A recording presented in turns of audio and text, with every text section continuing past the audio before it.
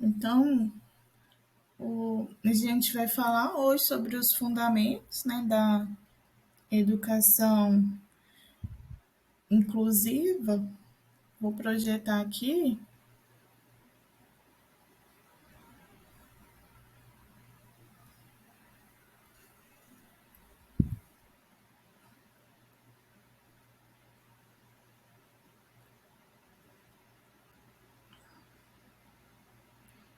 Você consegue ver? Tô vendo, professora.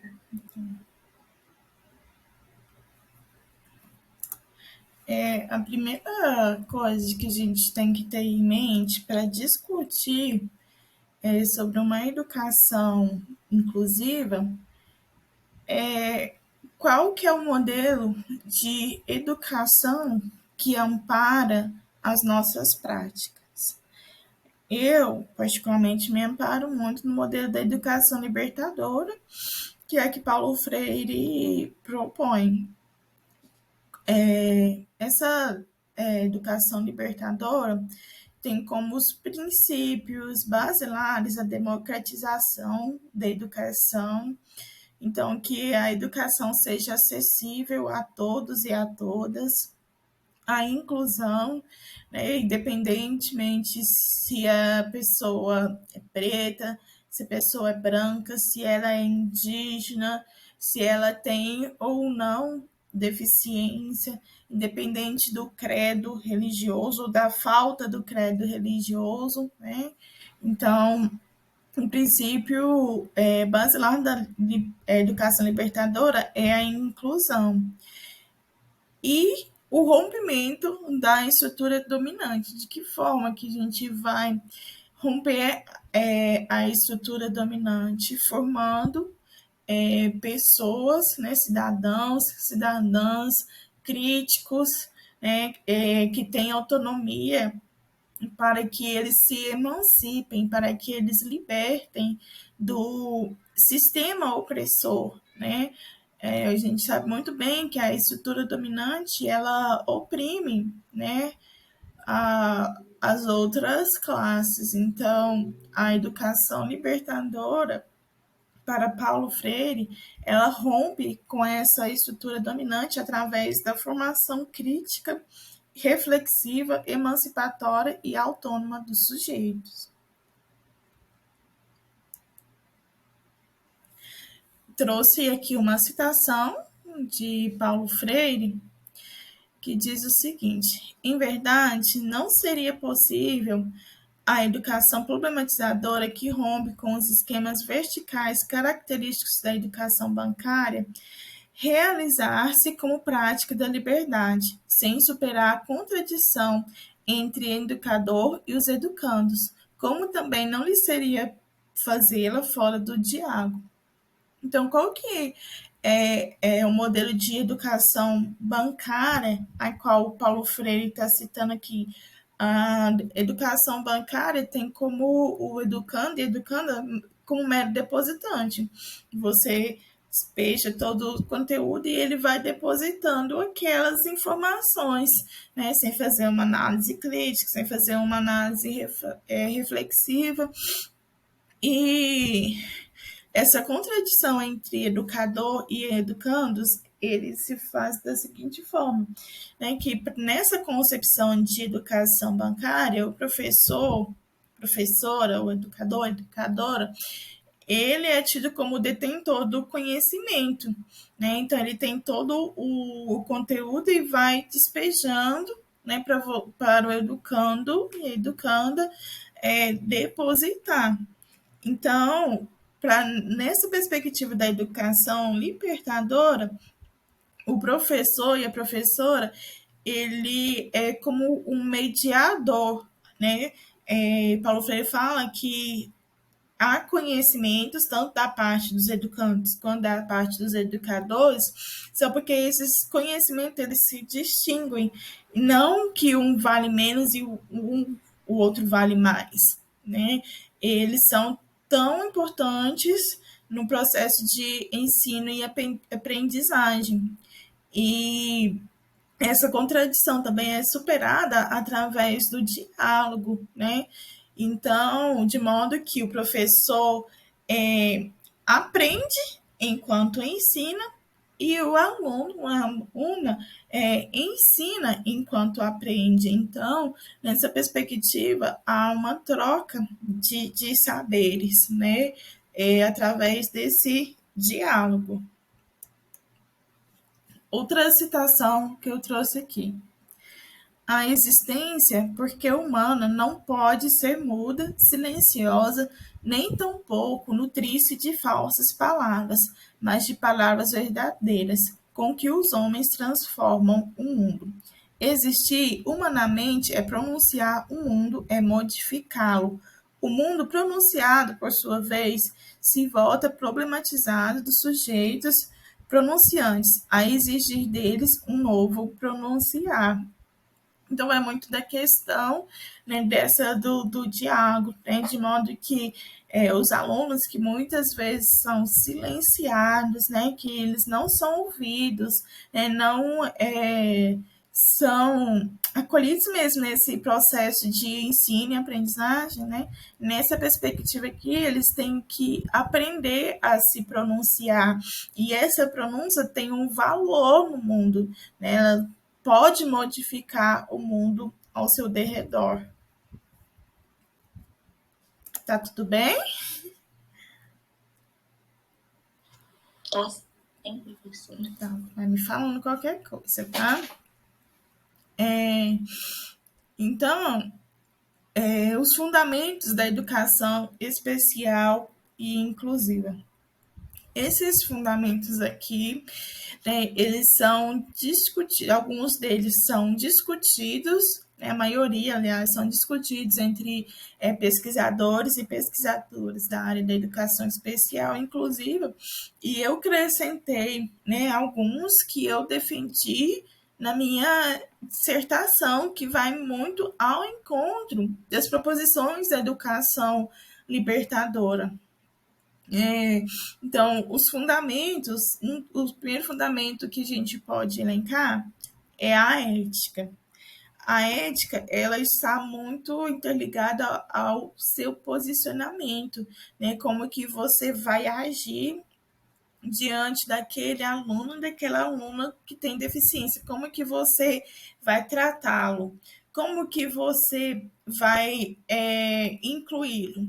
Você vai, igual você mencionou na outra aula, né? Ah, não, deixa eles lá, não imprime, que vai gastar, só imprimir um desenho e tudo mais, né?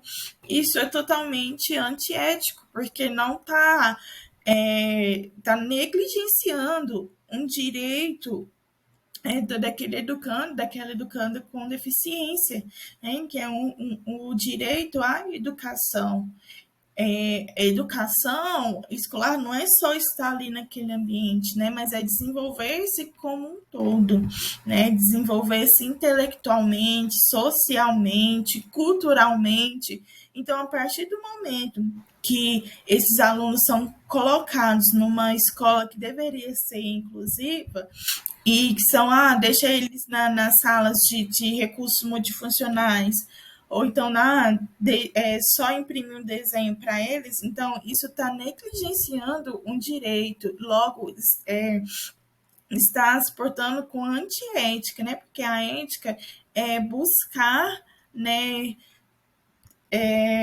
tratar sem diferenças os alunos, né? Seja negros, brancos, amarelos, asiáticos, né? Se estejam deficiência ou não. A ética, ele tem professor que age com ética, ele primeiramente vai valorizar o processo de ensino e aprendizagem. Outro fundamento, o respeito às diferenças, né? Porque a deficiência é uma manifestação de uma diferença humana, né?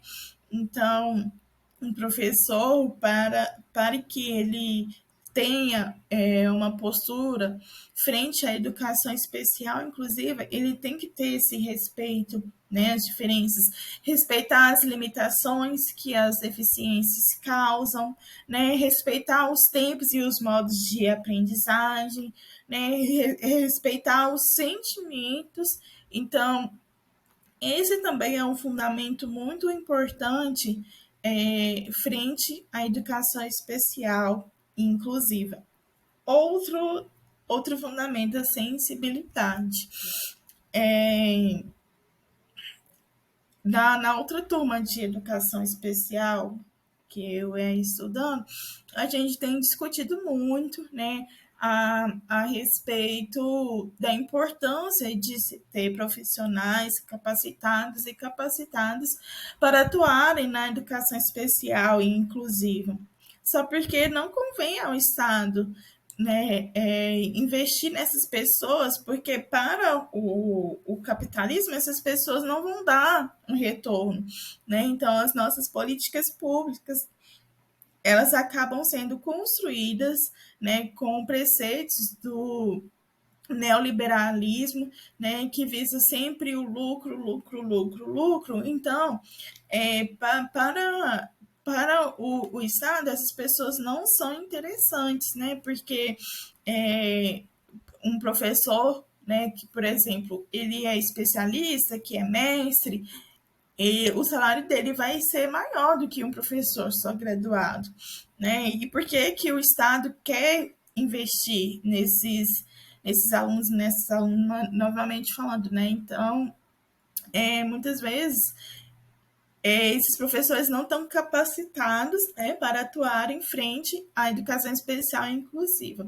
Mas também há aqueles e aquelas professoras que têm a formação, mas não têm sensibilidade, né? Então, tem que andar junto, tanto a formação, né, que é previsto em lei, que para atuar na educação especial, inclusive a gente vai ver isso no nosso próximo encontro, o professor e a professora têm que ter uma especialização, né? Não é o que acontece, né? Não é a praxe, né?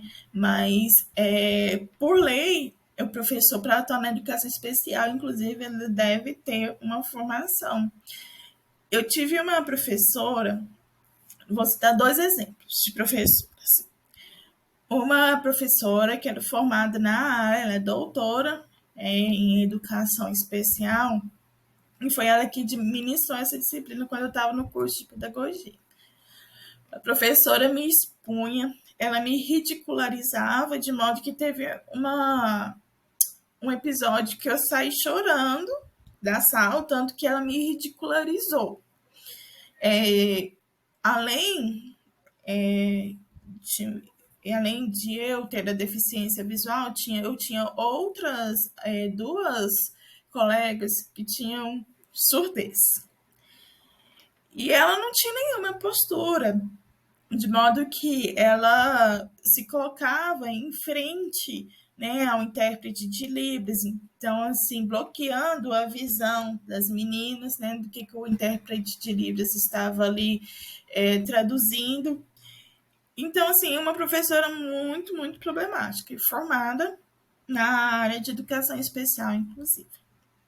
E outra professora, que essa eu faço questão de mencionar o nome, porque ela foi uma pessoa que me marcou muito, né? Eu acho assim que se até não fosse o apoio dela, eu não estaria onde eu estou. Professora de didática, professora Camila Lima Coimbra. Uma pessoa extremamente sensível, uma pessoa muito humana mesmo, que é outro fundamento da educação especial inclusiva. Ela lutou, né, por todos os meus direitos de acessibilidade, foi atrás de outras instâncias, né, da universidade para promover isso, né, além de reunir os professores do colegiado, do curso. Então, assim, ela lutou muito comigo e luta ainda, né, pela minha acessibilidade, para que eu tivesse condições, né, de concluir o meu curso e consequentemente, né, ingressar no mestrado e agora, né, no início desse ano, ingressei no doutorado. Então, todas as lutas que eu tenho nesse sentido de acessibilidade, ela está comigo, né? Ela tem estado comigo. E ela foi bem sincera comigo, né? Eu falei assim, Lorne, eu não sei o que fazer, mas conversa comigo, é, vamos dialogar o que, que eu posso fazer para te ajudar. Então, assim, ela foi muito sensível, né, às questões que eu apresentei, né? Hoje nós temos assim uma relação de amizade mesmo, porque ela fez realmente uma diferença muito grande na minha vida. E junto a isso, né, a sensibilidade anda com a amorosidade, né, que é perceber que aquele educando e aquela educanda, ele ou ela também tem sentimentos, também tem emoções, né, que a afetividade, né, ela faz parte desse processo de ensino e aprendizado. Tanto é que, tipo assim, pelo menos para mim e para autores e autores que eu leio sobre, que falam sobre formação docente, né? Eles e elas dizem assim que o campo da afetividade ela impacta no processo de ensino e aprendizagem, tanto positivamente quanto negativamente. Então, um professor e uma professora que mostra essa amorosidade, essa afetividade, os alunos e as alunas se desenvolvem muito melhor do que aquele professor e aquela professora que não demonstra isso. Né? E no caso das pessoas com deficiência, dos alunos e das alunas com deficiência, essa amorosidade ela é importante também, porque é, pode haver distinção de tratos, né? é, em relação à pessoa que tem deficiência e em relação não. Então, tipo, e isso causa baixa autoestima, né? Pode influenciar no desenvolvimento. Então, a amorosidade, ela anda junto com a sensibilidade, que também está interligada à humanidade, né? De pensar que aquele corpo, ele é diferente, mas que ele é capaz, né, de se desenvolver, que ele apresenta algumas especificidades, né, que às vezes não são comuns às pessoas que não têm deficiência, mas que se essas especificidades forem atendidas, né, ela vai se desenvolver. Então, tomasse essa dimensão humana mesmo, né, que atrás daquele corpo com deficiência tem uma pessoa, né, que precisa de se desenvolver, que está ali para se desenvolver em todos os aspectos, né, como as demais. Outro fundamento muito importante é a construção da autonomia e da consciência crítica. A autonomia por quê? Né? Trazendo um conceito que a gente estudou na última aula, do capacitismo. Né? Então, as pessoas com deficiência, muitas vezes, elas são percebidas como não sendo capazes, mas elas precisam de ter autonomia. O que elas precisam de ter autonomia? Precisa de uma acessibilidade arquitetônica, precisa de uma acessibilidade atitudinal, precisa de tecnologias assistivas, né? Então, a construção dessa autonomia, né, de se envolver, de se posicionar, de estar e ser no mundo é muito importante também, né, para romper com essa estrutura capacitista que é a qual a nossa sociedade ainda é, como eu falei na última aula, histórico e culturalmente. E a consciência crítica se diz muito respeito ao educando e a educanda que tem deficiência se perceber como cidadão, como os demais que não têm deficiência. Então, como cidadão, as pessoas com deficiência, elas gozam de direitos, né? E esses direitos, eles precisam ser realizados, eles eles precisam fazer valer a pena esses direitos, né? Uma pessoa que tem consciência crítica, ela vai ter isso em mente, né? Não, isso é meu direito de estar neste local, é meu direito de aprender como os demais, né? O que eu posso fazer para reverter essa situação?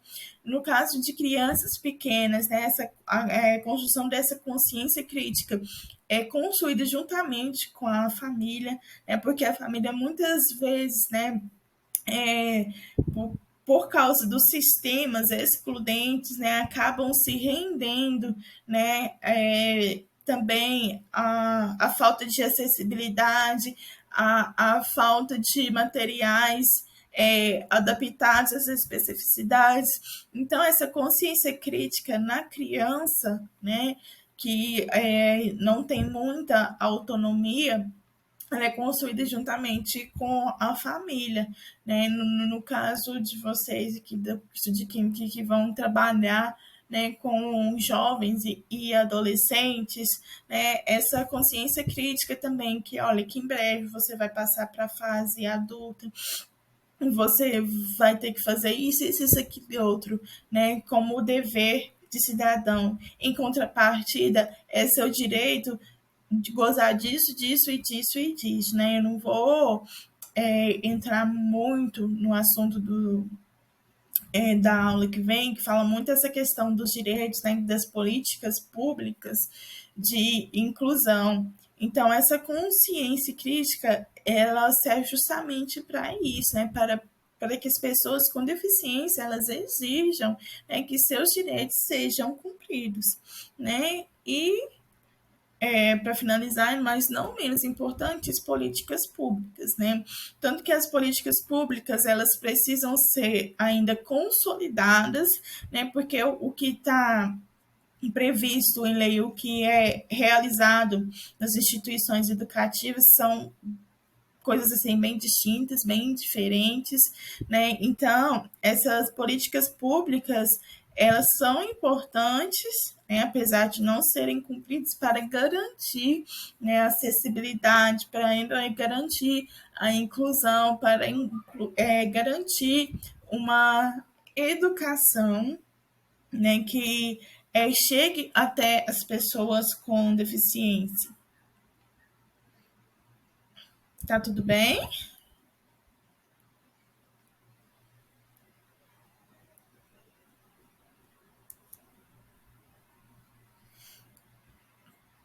Eu estou indo mais rápido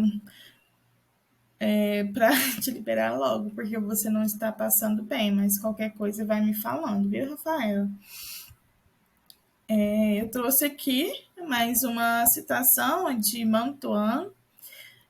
Mantuan diz o seguinte: a inclusão também se legitima porque a escola, para muitos alunos, é o único espaço de acesso aos conhecimentos e o lugar que vai lhes proporcionar condições de se desenvolverem e de se tornarem cidadãos com uma identidade sociocultural que lhes conferirá oportunidades de ser e de viver dignamente.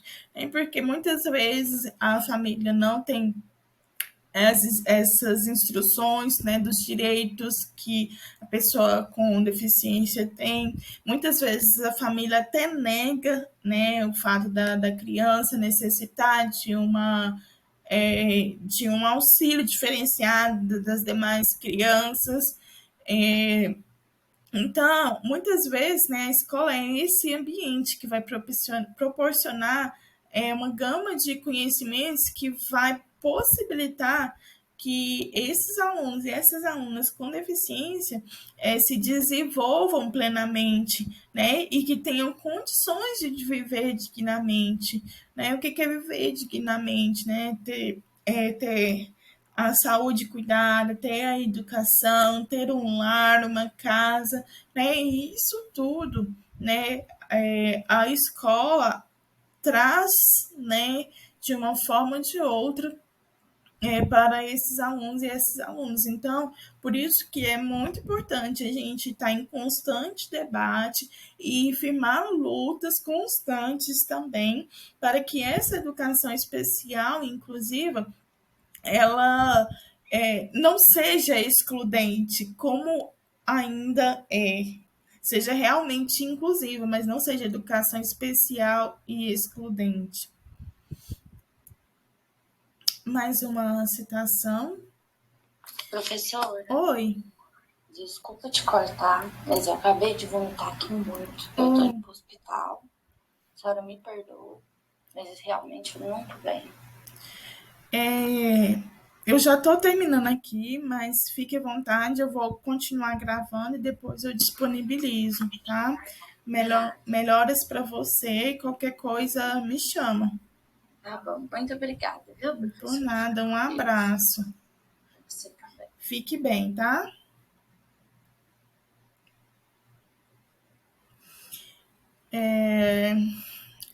Mais uma citação que eu trouxe aqui foi de Mantoan. Tem-se um ensino de qualidade a partir de condições de trabalho pedagógico que implicam formação de redes, de saberes, de relações entrelaçadas por caminhos imprevisíveis para chegar ao conhecimento. Existe ensino de qualidade quando as ações educativas se pautam pela solidariedade, pela colaboração e pelo compartilhamento do processo educativo com todos os que estão direta ou indiretamente nele envolvidos. Então, garantir uma educação de qualidade para as pessoas com deficiência, né, é formar essa rede de saberes, né? Quais são essa rede de saberes, né? Esses saberes estão ancorados nos fundamentos que foram apresentados da educação especial, inclusive, né? Para além dos saberes curriculares, né, que na escola tem que ter, né, que é proposto por uma base curricular, no caso, a atual Base Nacional Comum Curricular, para além desses saberes, né, que na BNCC fala muito de formar por competências e habilidades, né? Para além dessas competências, para além dessas habilidades, né? Formar o ser crítico, formar o ser humano mesmo, né? Com essa humanidade e esse ser crítico, né? Que, como eu falei, ele vai pensar em todo o cenário, pensar como pode transformar esse cenário e também vai fazer uma análise, né, de como que essas políticas públicas estão sendo empregadas ali. Então, para além dessas redes de conhecimentos, né, nesse ensino de qualidade tem que ter, eles têm que ser pautados também na solidariedade e na colaboração, né? No compartilhamento de todo esse processo, né? De todos os sujeitos que estão envolvidos nessas relações de ensino e aprendizagem. Eu trouxe aqui as referências. Então, é isso. Esses são os fundamentos, né, da educação especial e inclusiva. Né, nós temos muito que bater, né, na tecla, né, de que esses fundamentos eles são primordiais e que eles devem ser levados em consideração durante o processo de ensino e aprendizagem, né, das pessoas com deficiência. E é isso, pessoal. Eu vou disponibilizar essa aula no Moodle. Eu também vou disponibilizar lá o plano de ensino atualizado para vocês, né? Os próximos textos, o cronograma, direitinho de quais textos eu estou usando em cada aula. Me mantenho à disposição, tá? Para quaisquer dúvidas, vocês podem me chamar. E É isso. Desejo a todos e a todas uma boa semana, tá? Qualquer coisa, estou à disposição.